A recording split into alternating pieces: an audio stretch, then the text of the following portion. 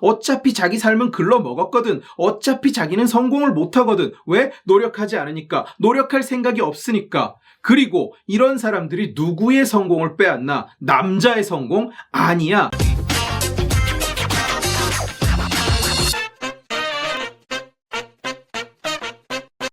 얼마 전에 논란이 있었던 장관 후보 3명 중에서 그 도자기 1250개? 그거 가져와가지고 판 사람만 낙마하고 나머지 둘은 장관 임명을 강행을 했는데 그 중에서 저기 임혜숙 장관 그걸 밀어붙인 사유가 장관의 여성 비율이 30%? 그렇게 여성 할당돼 있다. 그렇게 하겠다고 이렇게 문재인이가 공언을 했었잖아. 근데 이제 형은 이제 이 여성 할당제에 대해서 어떻게 생각해? 사실 그 3명 후보 다 문제가 있었잖아. 그런데 그 중에 굳이 제일 문제가 많았던 사람을 꼽으라면 사실 임혜숙이었거든. 임혜숙은 너무 문제나 의혹이 많이 나와가지고 청문회 기간 동안 별명이 여자 조국이었어. 종소세를 미납했다가 그걸 장관 지명이 되고 나니까 갑자기 몰아서 내고 나는 이게 무슨 소상공인도 아니고 장사하는 사람도 아니면서 종소세를 미납했다는 얘기는 난 들어본 적이 없어. 국비 지원을 받아서 출장을 가는데 가족을 데리고 가는, 그래서 국비로 외유를 다니냐 이런 논란도 있었고, 제자의 논문을 가져다가 재탕을 해서 내는데 자기 남편을 제1저자로 넣는 이런 일도 있었고, 그리고 부동산 다운 계약서, 이건 뭐 거의 문정부의 장관이 되려면 부동산 다운 계약 정도는 해야 된다, 이런 뭐 기본 요소 같은 거야. 패시브 스킬. 국가과학기술연구회, 줄여서 NST라 그러는데 여기에서 이사장을 초빙하는 공고를 낸 거야. 근데 그 공고 내용에 뭐가 있었느냐? 응모 자격에 정당 활동을 하지 않는 사람, 정당 소속이 아닌 사람이 들어있었어. 근데 임혜숙은 자기가 더불어민주당 소속이면서 여기에다 응모를 한 거야. 이게 청문회 기간에 논란이 되니까 임혜숙이 뭐라고 답변을 하느냐? 모든 국민은 당적을 가질 수 있다. 아니 누가 당적을 가지지 말랬냐? 응모 자격이 안 된댔지? 더 웃긴 건 뭐냐? 이 이슈가 불거지니까 국가과학기술연구원에서 이 공고 내용을 응모 자격에서 자격 요건으로 싹 바꿔 고쳐버리는 거야. 그 다음에 원래 임명 전에만 탈당을 하면 되는 거다. 자기네가 잘못 말한 거다. 이렇게 얘기를 하는 거야. 천하의 민주당 앞에서는 뭐 룰, 법 이런 거는 지켜야 할 원칙이 아니라 바꾸고 극복하고 넘어야 할 장애물 같은 거야. 어쨌든 이렇게 문제가 많은, 심지어 세금을 체납한 사람, 여자 조국이라고 불리던 사람을 억지로 그냥 임명을 강행해버린 거야. 임혜숙, 박준영, 노형욱 이 셋 중에 굳이 따지자면 박준영이 제일 문제가 적었어. 뭐 이 도자기 갖고 와서 판 사람 제일 문제가 적었다고 볼 수 있었는데 이 사람 혼자 낙마를 했어. 그리고 나머지 둘은 임명을 강행해버린 거야. 민주당 내부에서도 어떤 이야기가 있었느냐. 이 3명이 전부 의혹이랑 문제가 계속 터져 나와서 청문회에서 동의를 못 얻었어. 그러니까 이 셋 전부를 강제로 임명을 강행해버리기는 너무 정치적으로 부담이 된다. 여론이 부담된다. 그래서 적어도 한 명은 날려야 된다. 이런 분위기가 있었다고. 그러면 상식적으로 셋 다 문제가 많아서, 의혹이 많아서 통과를 못한 거라면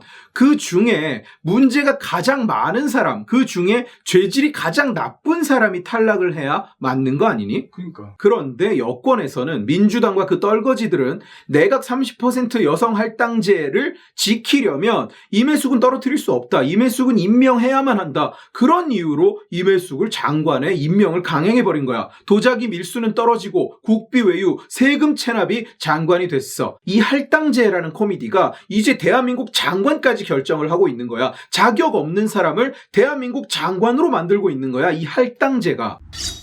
이 할당제라는 것은 사실은 하루 이틀의 문제는 아니야. 정치권에서는 이미 막 경쟁적으로 이걸 도입하고 있잖아. 우리는 30% 하겠다. 그러면 이쪽에서는 그러면 우리는 40% 하겠다. 그러면 이쪽에서 그러면 우리는 50% 하겠다. 뭐 서로 누가 더 많이 할당하나 이거 갖고 경쟁을 벌이고 있다고, 정치권에서. 그리고 이제는 이걸로 기업도 압박을 하고 있어. 뭐 임원 중에 특정 성별의 비율이 낮다, 차별을 받았다, 법으로 할당을 강제해야 된다. 그런데 생각을 한번 해보자. 이게 무슨 의미일까? 기업, 정치, 어느 쪽이 더 효율적인 조직일까? 기업이지. 당연히 기업이지. 돈을 벌어야 되는 조직과 남의 돈을 써먹으면서 생색을 내는 조직 중에 누가 더 효율이 높을까 물어볼 이유조차 없는 질문이야. 그런데 왜 정치는 얼른 할당제를 받아들이는데 기업은 할당제를 안 받아들일까? 그 이유가 뭘까? 기업이란 건 본질적으로 돈만 더 된다면 사람 대신 원숭이를 데려다 일을 시킬 그런 조직이야. 경영진 전부가 하루 종일 생각하는 게 뭐냐? 효율, 비용 절감, 주주이익 이런 거라고. 그러면 기업에서 할당제 같은 걸 운영하지 않는 이유가 뭐냐? 첫째, 효율적인 조직에서는 그게 필요하지 않기 때문이고, 둘째, 효율적인 조직에서는 그게 옳지 않은 일이기 때문이야. 공정하지 않기 때문에. 공정하지 않은 조직은 효율적일 수가 없어. 그렇기 때문에 기업에서 할당제 같은 걸 운영하지 않는 거야. 할당제라는 것의 기본 전제가 뭐냐? 특정 계층의 사회 진출, 성장, 어떤 정상적인 활동들이 막혀 있다. 누군가 외력에 의해 막혀 있다는 것이 기본 전제야. 그러나 그 근거가 뭘까? 근거가 있나? 아니야, 없어. 예전에 커피는 누가 타야 된다, 누구 밑에서는 일을 못한다 이런 얘기를 하던 시절에나 그럴 때나 이런 외력이 존재했었지, 이제는 그런 외력이 존재하지를 않는다는 거지. 지금은 뛰어난 사람은 나이, 기수, 성별, 호봉, 심지어 국적도 상관 안 하는 시대야. 기업 문화는 진작 그렇게 변화해 왔어. 이유가 뭐냐? 기업이 이념적, 정치적으로 올바른 걸 추구하기 시작해서 그런가? 아니야. 그게 생존을 위해 반드시 필요한 시절이기 때문이야. 기업은 성별을 고르는 사치를 부릴 여유가 없어. 그냥 100원이라도 더 벌어다 줄 사람을 쓰고 그런 사람을 승진시켜야 살아남는단 말이야. 그러면 왜 지도층에서 특정 성별의 숫자가 적으냐? 사회 진출이 적었기 때문이야. 그리고 도중에 빠져나간 워크포스가 더 많았기 때문이라고. 내가 예전에 노벨상 관련 영상에서 자세하게 설명을 했었잖아. 심사를 남자가 해서 여자가 노벨상을 못 받는다. 이런 덜 떨어진 헛소리를 하는 족속들이 있었는데 심지어 그게 대한민국 정부 부처였어. 무슨 부처인지는 말 안 해도 알지. 실제로 과학 분야에서 활동하는 특정 성별의 숫자가 압도적으로 적은 거야. 그러니까 수상 자체도 압도적으로 적을 수밖에. 그런데 그걸 할당을 하게 되면 어떤 일이 일어날까? 노벨상이든 임원 승진이든 공직자 임명이든 할당을 하게 되면 무슨 일이 일어날까? 특정 계층에게 할당이 적용된다면 그 계층의 그 조직 내에서의 능력치나 경쟁력은 평균적으로 어떻게 되겠어? 떨어질 수밖에 없잖아. 당연한 얘기잖아. 이번 장관 임명도 마찬가지야. 의혹이나 부패 정도를 평가했을 때 남자라면 날아갔었을 사람인데 다른 기준이 적용되는 바람에 통과를 한 거야. 그래서 장관으로 임명이 돼버렸어. 이런 일이 반복되면 어떻게 되겠니? 기업이든 정부 조직이든 조직 내에서 그 계층에 대한 평가가 하락할 수밖에 없는 거야. 쟤 할당으로 들어왔잖아. 이렇게 된다고. 무슨 특별 전형, 무슨 대상자 이런 거로 들어온 사람들도 왜 우리랑 같이 경쟁을 한 사람은 아니다. 이런 식의 시각이 항상 존재하잖아. 어느 조직에 가도. 이런 식의 할당제는 그런 시각을 아예 계층 전체로 확대해버릴 가능성이 높은 거야. 더 분열하고 더 차별받게 되겠지. 그리고 이런 할당제는 그 계층, 그 성별 내부에서 능력 있고 열정 있고 열심히 한 사람으로서 경쟁하는 사람들의 노력을 무위로 돌리는 역할을 해. 내가 같이 일했던 사람들 중에는 성별과 무관하게 조직 안에서 그냥 한 직원으로서 노력하는 사람들이 정말 많아. 피나는 경쟁을 뚫고 승진하고 승리하는 삶을 사는 사람들. 특정 성별이 아닌 한 사람, 한 인재로서 세상과 전쟁을 치르고 있는 사람들. 남보다 돈도 더 벌고 남보다 승진도 빨리 하고 직책도 빨리 받는 사람들. 남보다 고과를 잘 받는 사람들. 그런 사람들, 세상 곳곳에서 자기 역할을 다하고 자기 야망을 위해서 정진하는 사람들을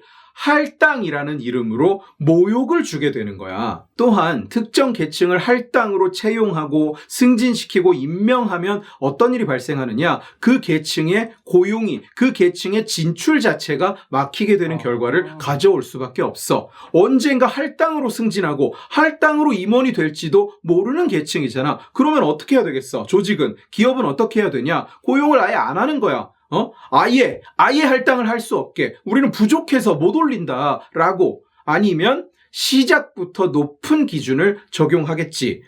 이 사람은 임원이 될 가능성이, 이 사람은 장관이 될 가능성이 높으니까 시작부터 엄격한 기준을 적용하겠지. 결국 이렇게 불공정한 상황에서는 누가 이익을 보나? 이익 보는 그룹은 딱 하나야. 그 계층, 그 할당을 받는 계층 전체가 이익을 보나? 아니야. 결코 아니야. 그 계층 안에서 무능하고 노력하지 않고 자격 없는, 앉아서 투덜거리는 거 외에는 그 어떤 것도 하지 않는, 그리고 앞으로도 할 생각이 없는 이런 사람들만 이익을 보는 거야. 어차피 자기 삶은 글러 먹었거든. 어차피 자기는 성공을 못 하거든. 왜? 노력하지 않으니까. 노력할 생각이 없으니까. 그리고 이런 사람들이 누구의 성공을 빼앗나? 남자의 성공? 아니야. 노력하는 사람의 성공, 공정하게 승부하면 승리했을 사람의 성공을 갈취하게 되는 거야. 모든 성별은 평등하다. 동등한 능력을 지녔고 동일한 일을 수행할 수 있고 의지가 같다면 누구나 성공할 자격이 있고 또 성공할 수 있다. 이 명제를 거부할 사람 있나? 아무도 없을걸? 그런 관점을 가진 우리 모두가 사실 진짜 평등주의자인 거야. 할당제 타령을 하는 저들이야말로 스스로의 적이야. 자기 그룹의 적이야. 의도가 좋다고 결과도 좋은 것은 아니다. 우리가 이런 말을 많이 하잖아. 그런데 할당제라는 것은 아니야. 의도조차도 좋지 않은 그야말로 끔찍한 아이디어야. 얼마 전에 어떤 방송을 캡처한 장면을 봤는데 주제가 여군이야. 여군이 군장을 하고 행군을 하고 있는 거야. 리포터가 물어. 특정 성별로서 힘들지 않습니까? 물론 이 리포터는 특정 성별이라고는 얘기 안 했다. 특정 성별로서 힘들지 않습니까? 하니까 이 여군이 이렇게 대답을 하는 거야. 특정 성별로서는 힘들지만 군인으로서는 할 수 있습니다. 라고. 할당제라는 것은, 특혜라는 것은 이런 사람들, 이런 당당한 사람들에 대한 모욕이라는 거야.